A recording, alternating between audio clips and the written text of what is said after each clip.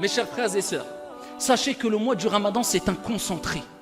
C'est un concentré particulièrement de deux actes d'adoration qui font partie des meilleurs et plus grands et plus aimés actes d'adoration auprès de notre Seigneur Tabaraka wa Ta'ala. Deux forces, bi'idnillahi azza wa jal, qui quand ils se réunissent, eh bien, provoquent at-taqwa, la piété chez toi, ya Abdallah.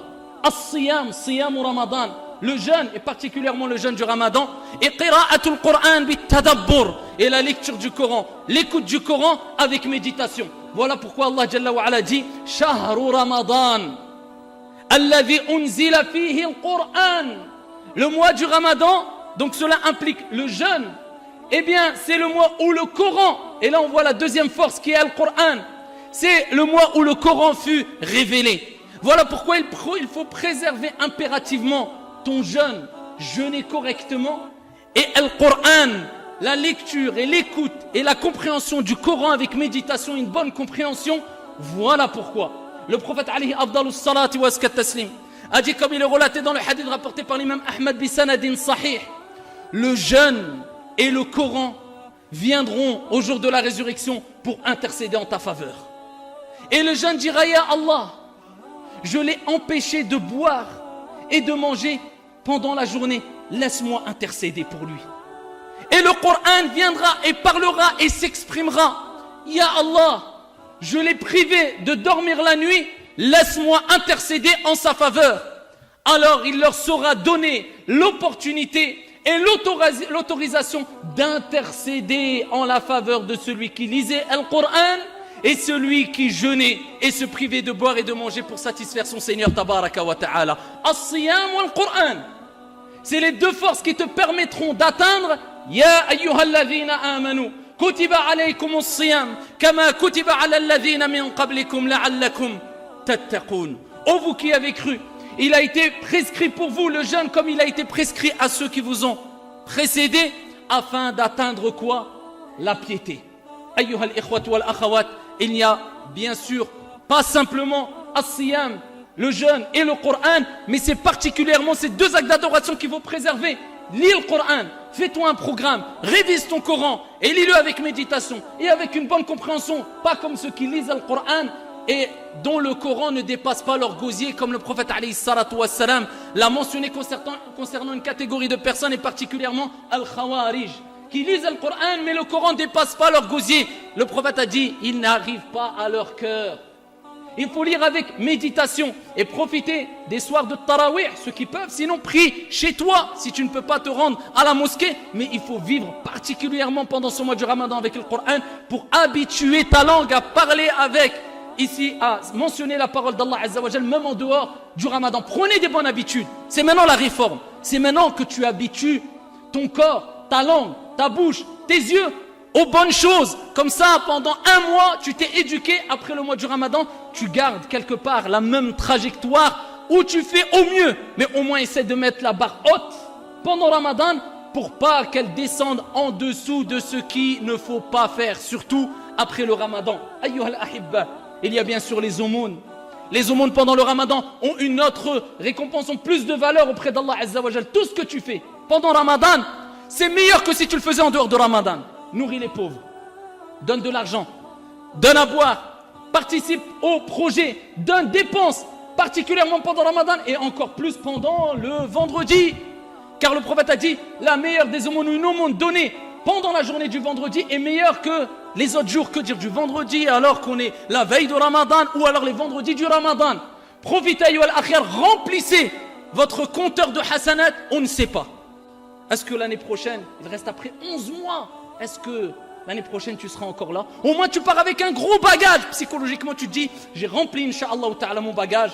Si je suis amené à mourir, eh bien je suis toujours entre la crainte et l'espérance de la miséricorde d'Allah Azza wa Jalla. Et j'espère que mon Ramadan sera une cause de mon entrée au paradis. Qu'Allah fasse que notre Ramadan et nos actions soient une cause de notre entrée à toutes et à tous fil Jannah auprès du prophète Muhammad alayhi afdalus salati wa azkat taslim.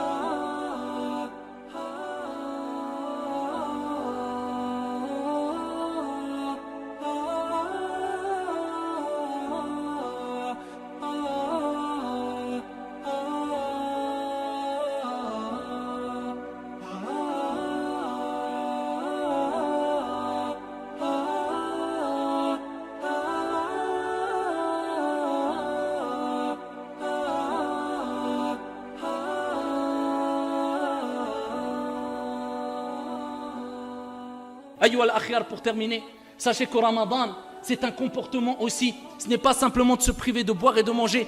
Là, les plus prédécesseurs disaient c'est ce qu'il y a de plus facile.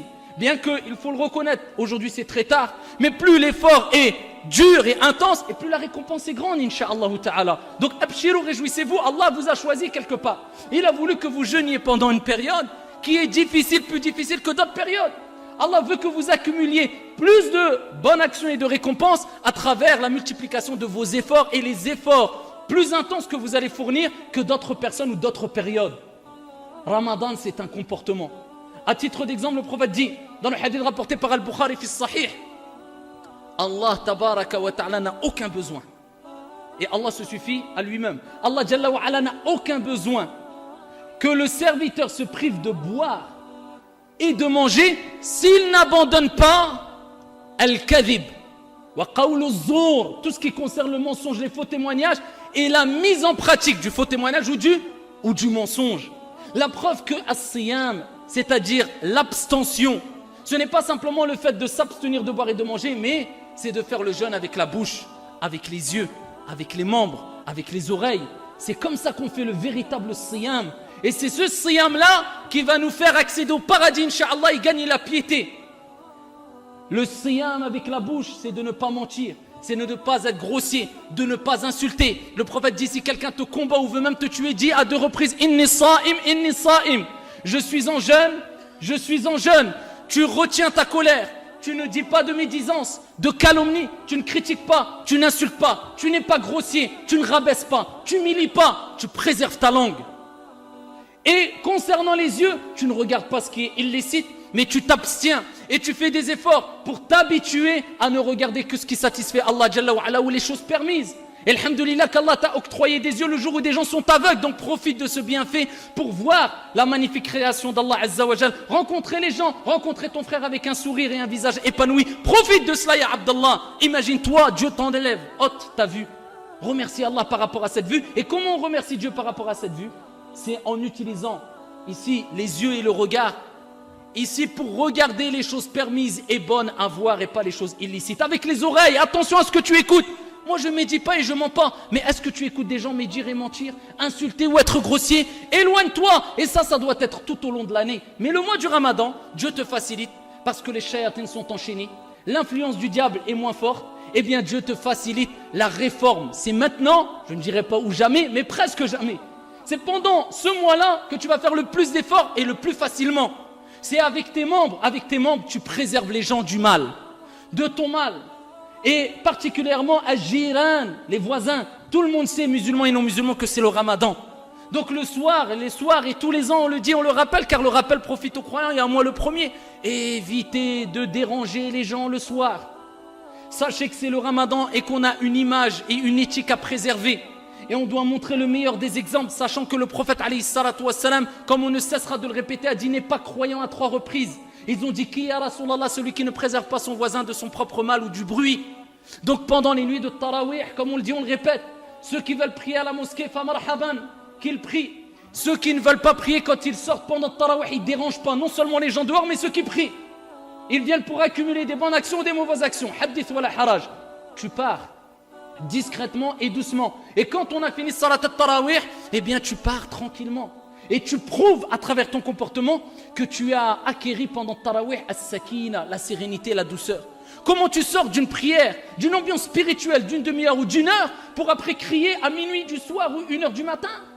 Karitha, catastrophe, ayyuhal akhyar.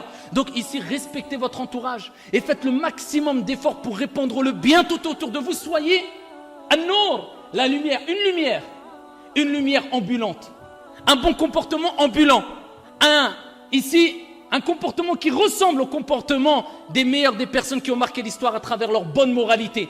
Voilà comment tu dois réagir, ya Abdallah, pendant Ramadan et aussi en dehors du Ramadan. Qu'Allah tabaraka wa ta'ala fasse que nous puissions toutes et tous jeûner ce mois du Ramadan dans la tranquillité, dans la sécurité et ici sous la miséricorde divine, et qu'Allah unisse les cœurs des musulmans dans le monde entier pendant ce mois du Ramadan particulièrement, et qu'Allah Jalla wa ala répande la paix dans les 4 coins du monde et fasse de ce mois du Ramadan une source de paix, de sécurité, de tranquillité pour nous toutes et tous et les musulmans et les musulmanes dans le monde entier. Amin.